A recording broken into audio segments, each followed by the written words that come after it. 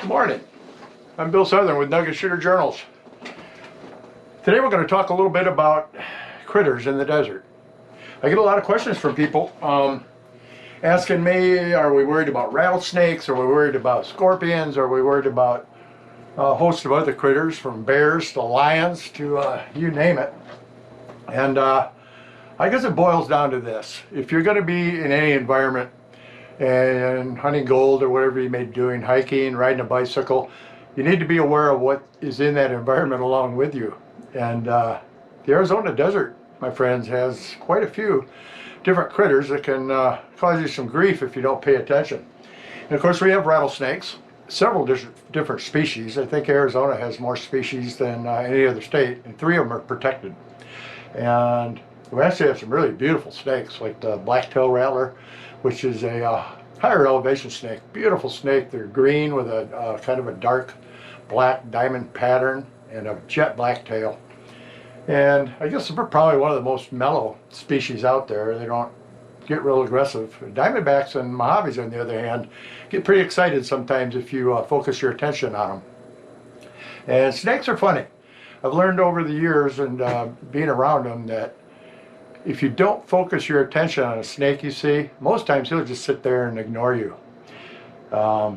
They do most of their hunting and identifying danger with infrared.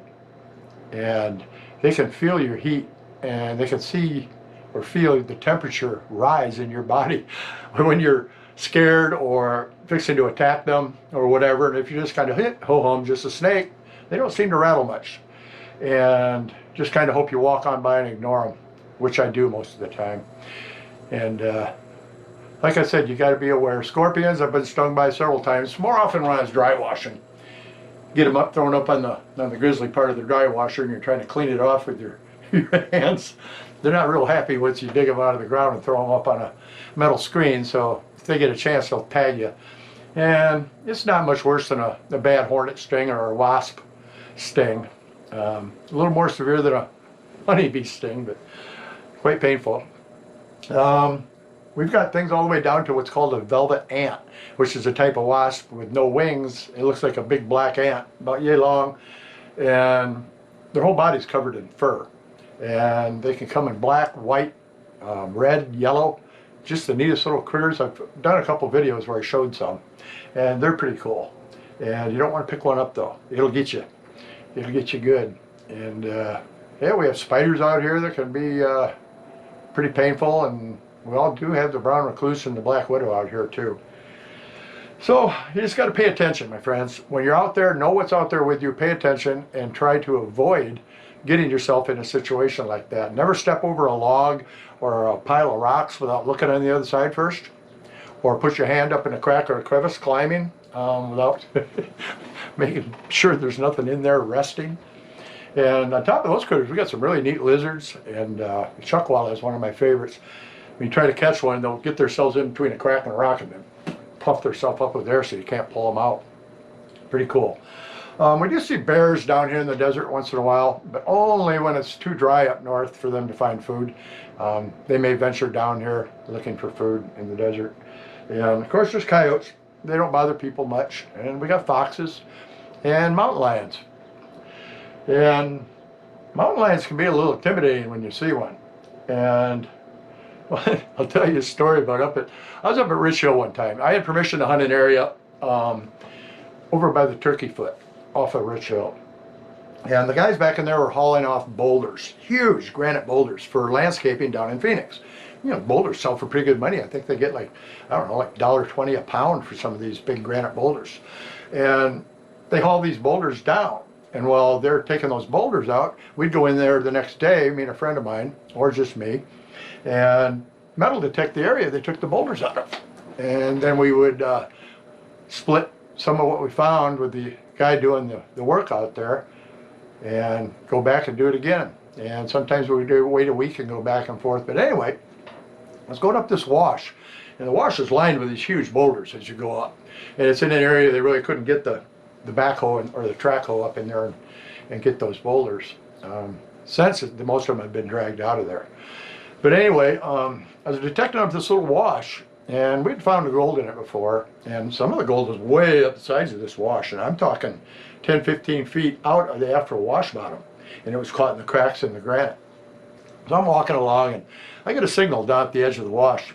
It's a pretty good signal, and I bend over to dig this target, and as I was digging, I heard the weirdest sound. It was kind of like when you hear a tomcat growl or a cat growling, that low growl, that sound. And I'm thinking, that's weird. I go back to digging my target, and I heard it again. And it dawned on me, I'm thinking, that sounds like a... And I got half the word out and looked up, and no more than, I don't know, 8, 10 feet above me, I was being looked at by a mountain lion, cougar, whatever you want to call it. And I was pretty shaken. And I'm looking at this cat, and it was so close, my friends. I could see the iris around the pupil in the cat's eyes flowing, a yellow-green, most beautiful color I've ever seen. As it focused on me, its pupils were moving.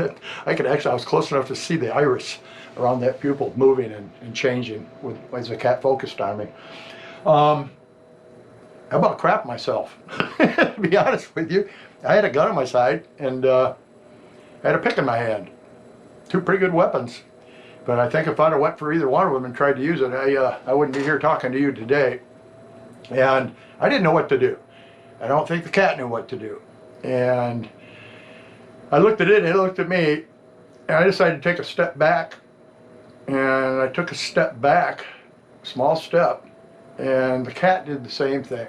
It took 1 step back, but still just focused on me. So I kind of took another step back, but I looked down a little bit. And when I looked up, my cat was gone. Gone. I never heard it leave, never heard a sound.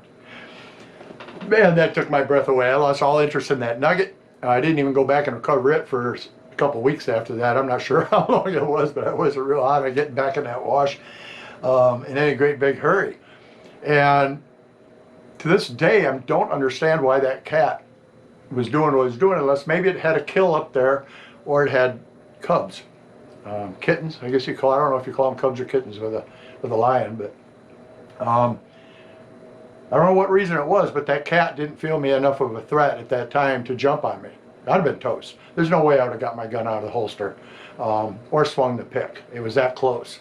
It could almost just reach out and whacked me with them big old paws. And I will tell you, they're beautiful animals. That's the first chance I'd ever got to see one that close, but boy, it shook me up pretty good. And I was paying attention. It's just sometimes you walk up on things out there and you don't know you're walking up on them. And I did go back and check a few days later. I guess it was a couple weeks later, like I said. And I looked up there where that cat was, and there was no sign of a kill up there, like it had killed a deer and it was protecting that. And one of the ranchers there, a friend of mine, said it's most likely it had cubs or kittens, and was just warning me to stay away. And that's why it left, as opposed to any other problems I might have had.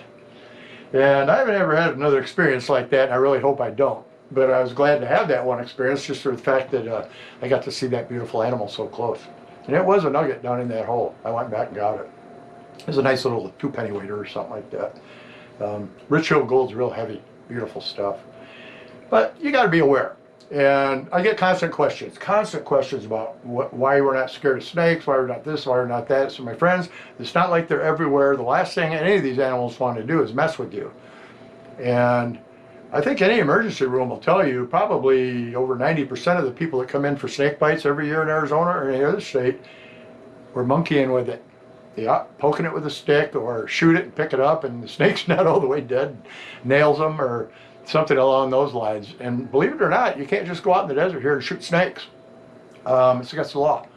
If you don't have an Arizona hunting license, technically you cannot kill a rattlesnake unless you are threatened by it. You know, it's in your yard or crawling across your foot and fixing to bite you, something like that. But it's not legal just to go out there and shoot them. And like I said, 3 species are protected. The ridge nose, twin spot, and the Massasauga rattlesnakes are all protected here in Arizona, along with a lot of our lizards like horned toads and several other species of lizard. There was a craze long ago and they're catching up the lizards here to sell them. And Now you can't buy any creatures from Arizona. I don't think, not even scorpions are legal. But paying attention is the key. You're walking out there, you know these animals are out there, and you're in their yard. That's the thing, you're in their yard. They're not in your yard, they're not in your way. You're in their yard. So pay attention and watch out for them. And you'll have a lot better time in the desert. And some people just won't go out there, they're so worried. I've met people that just stay right on the road. They will not go off the road. They're so scared of snakes and other stuff out there. Whatever, I guess. No matter where you go, there's danger.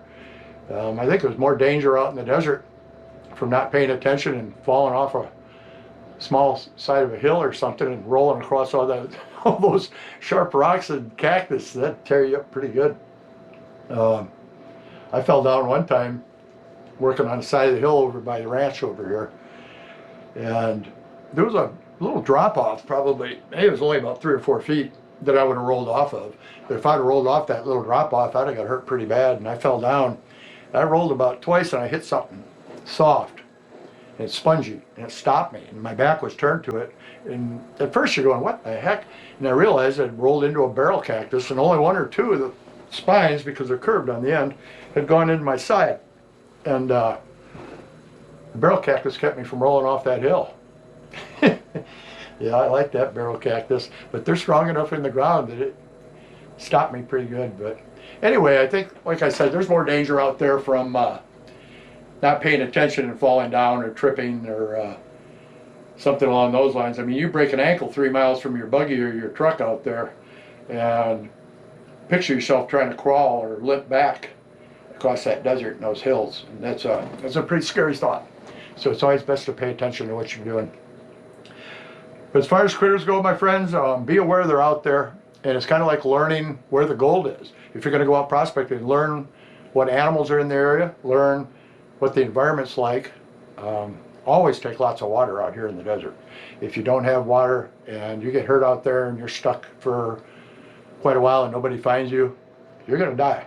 There's a pretty good chance you're going to die, because the desert is not a very forgiving place. And if you're not prepared when something happens, you could be in a lot of trouble. And we carry cell phones with. Now they interfere with the detector. I still carry mine with me so I can hit 911 if I have to. Because most places in Arizona now, you get up on top of a small hill and you got a 1 or 2 bar signal if you have Verizon. So, you know, it's that works really well for me. I used to carry a satellite phone type deal, but they're pretty expensive. And but they still sell them. You can get them. And for emergencies only, you get out there and you get hurt, or you call somebody and get help, and they'll fly a helicopter in there and get you. Other than that, I guess that's about all I got to say today. We're fixing to go out into little San Domingo area and meet up with some friends out there and say hello. And we got some people coming down to do some collaborations with us. And I got my Patreon outing next weekend. Yeah, Patreon outing. If you're a member of my Patreon, we do outings every now and then, little private outings where I do some instruction and spend time with people and teach them how to metal detect, and hopefully get them into an area they might find a nugget or two. And I do that once or twice a year. And I also let people know that I know in particular areas, if you're on my Patreon page, that I'll be in your area that weekend or that week or whatever, and you're welcome to come out and hunt. But it's a lot of fun. I get a lot of support from some good people, and I like to return that support with support for them and learning how to get this stuff done. So anyway, my friends, if you like these videos and you want to learn more about the desert and how to find gold nuggets in the desert with a metal detector, and we do a lot of other stuff too, hunting, fishing, not hunting with a gun, but hunting other minerals and fishing, and we go out just exploring. We do a lot of stuff, and this is an amazing part of the world. And like I said, if you like, subscribe and ring that bell and leave a comment maybe, and I'll see you on the next video. Nugget Shooter out.